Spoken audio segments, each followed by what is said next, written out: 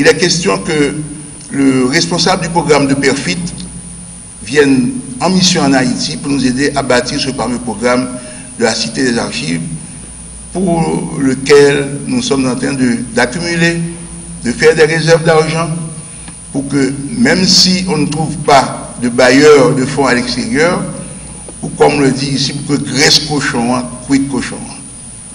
Nous avons, le ministère des Finances nous a permis d'ouvrir un compte spécial à la Banque centrale, et ce compte, nous l'alimentons avec nos réserves en gourdes et en dollars, et nous avons déjà, pas beaucoup d'argent, mais suffisamment d'argent pour démarrer le projet. Et nous avons inscrit ce projet dans le cadre du programme de reconstruction nationale, et comme on voit que ça tarde un petit peu à arriver, nous autres, nous avions constitué, comptons sur nos propres moyens pour commencer, pour démarrer le projet. Alors, le PGDA, ça a été une première tentative, ok, et cette première tentative, en plus des études de faisabilité dont je vous ai parlé tout à l'heure, a eu sa concrétisation en un seul endroit, à la Banque centrale. À la Banque centrale, on a pu implanter le système qui marche maintenant, et malheureusement, à la Banque centrale, on a pu prendre en compte que les 25 dernières années des archives de la Banque centrale. Comme vous savez, la Banque centrale a un passé devant elle. Il reste encore les archives historiques de la banque, depuis la création de la banque, qui attendent encore d'être traitées et d'être rendues accessibles. C'est vraiment, on a des documents extraordinaires, un tas de documents précieux qui sont là et qui sont inaccessibles. Et personne ne... on les ignore totalement. Aux archives nationales elles-mêmes, vous savez, nous recevons des versements en vrac. Et c'est l'une des raisons pour lesquelles nous allons justifier la présence, l'implantation du BAO, de la BAO. Nous recevons des versements en vrac. Et si vous arrivez aux archives nationales, maintenant on est en train de faire un travail de titan où il faut faire ce qu'on appelle le pièce à pièce. Donc il faut prendre pièce à pièce. Les fonds ne sont pas constitués, ils arrivent en désordre. Et comme il n'y a pas de programme en amont du système, eh bien nous continuons à recevoir les documents en vrac. Et ça prend un temps fou de traiter les documents quand ils sont en vrac.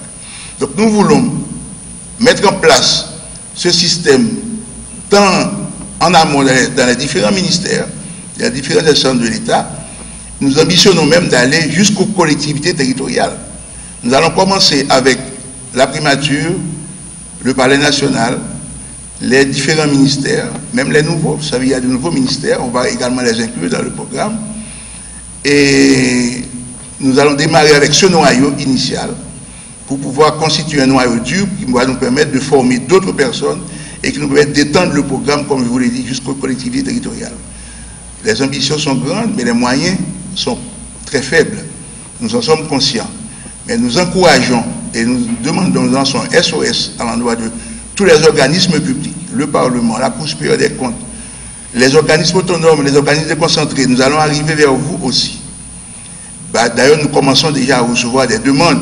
Nous avons une demande ferme de la DINEPA, nous avons une demande ferme de la CONATEL, qui ont de sérieux problèmes avec leurs archives courantes et intermédiaires. Et Dieu seul sait qui, dans cette salle ou ailleurs, n'a pas ce problème dans les organismes publics. Tout le monde a ce problème d'accès à l'information administrative.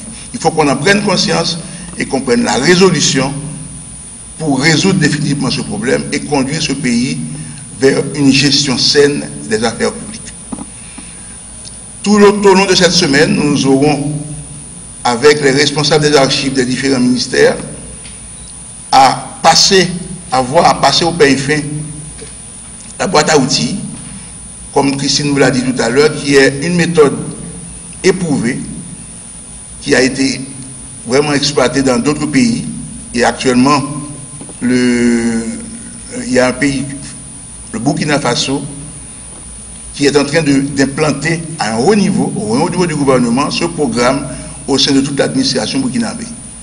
Nous allons, les archives nationales, le Conseil international des archives nous accompagne, le ministère de la Culture de France, ils sont là pour nous accompagner à implanter ce programme ici en Haïti et nous permettre de commencer à résoudre ce problème majeur de la bonne gouvernance.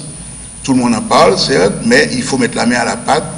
Et la meilleure façon de mettre la main à la pâte, c'est de faire en sorte que à toute la gestion de l'administration, depuis le bas échelle jusqu'au plus haut niveau, les gens qui manipulent, qui créent, qui reçoivent des informations au-delà de la documentation puissent avoir accès à ces informations-là, à ces données, et pour pouvoir sortir de bonnes décisions et vraiment résoudre ce fameux problème de sauvetage du patrimoine archivistique national. En Haïti, je dirais que la question, elle se pose avec d'autant plus d'acuité qu'il y a une double, peut-être même une triple dimension entre les archives qui sont traitées par la Direction générale des archives, mais qui concernent aussi l'état civil, donc qui est sans doute un des premiers droits, la possibilité de savoir, d'avoir un enregistrement officiel, d'être quelqu'un au regard de l'État et de pouvoir ensuite bénéficier des droits qui sont légitimement associés à votre identité normalement enregistrée, ce qui n'est pas toujours le cas. Donc c'est un défi même en matière de respect des droits de l'homme. Il y a un deuxième défi pour les archives nationales haïtiennes qui a été longuement abordé, qui est celui de la mémoire tout simplement des administrations. C'est très difficile de prendre une décision quand on ne peut pas se référer aux exemples et aux précédents qui ont été plus ou moins heureux. Et il y a un troisième volet qui est, je dirais, encore plus profond, qui est sans doute le domaine de prédilection, d'excellence des historiens, mais pas seulement, qui est la capacité de construire sa mémoire collective. Et c'est vrai que quand on lit des ouvrages d'histoire sur Haïti, souvent on retrouve de la bouche même des historiens cette affirmation que souvent on a privilégié l'amnésie sur la mémoire. Et moi, pour avoir travaillé avec beaucoup de pays qui ont eu ce problème, je pense notamment au Cambodge, je trouve que la France a beaucoup aidé un centre à Phnom Penh qui a été lancé, animé et qui vit toujours aujourd'hui grâce à un grand réalisateur qui s'appelle Ritipan, qui a réalisé un magnifique film qui s'appelle S21 sur le génocide cambodgien.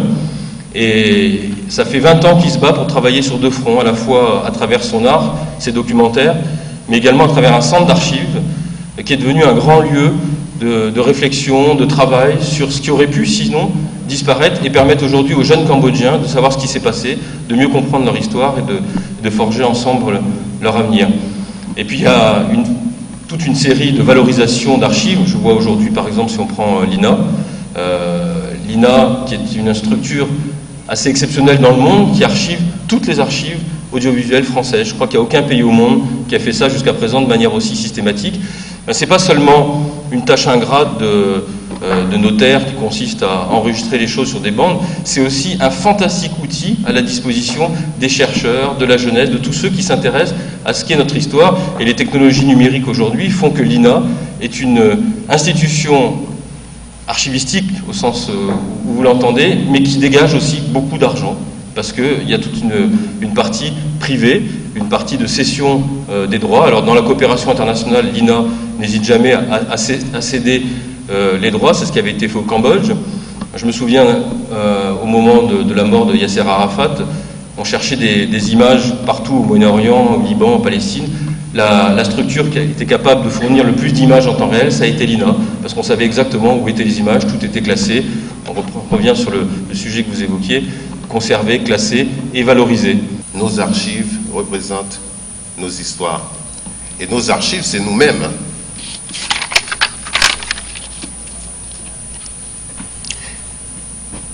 C'est pour cette raison que nous sommes ici,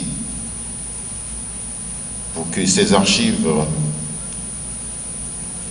pourront être bientôt mieux classées, mieux gérées et mieux protégées. Pour une capacité d'adaptation mieux orientée, pour une disponibilité de nos cadres, de nos ressources humaines mieux articulées, pour que nos cadres puissent mieux être formés en termes de qualification, des connaissances techniques, universitaires, les compétences sociales, les capacités cognitives.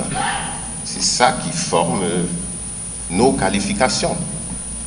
Et de l'autre côté, on a tendance toujours à oublier la motivation. qui est un outil, un phénomène qui montre notre disponibilité et notre engagement. C'est notre commitment. Il faut le réveiller et ça se fait par un outil qui est très connu. Ça, c'est la formation, c'est un outil de rétention de nos cadres pour qu'ils puissent être à la disposition de l'appareil public et mettre leurs compétences à l'institution pour que les objectifs préalablement retenus puissent être atteints dans les meilleurs délais de coût, de qualité et de délai. Et voilà, le ministère de la Culture et le gouvernement tout entier vous souhaitent bonne chance et bon courage.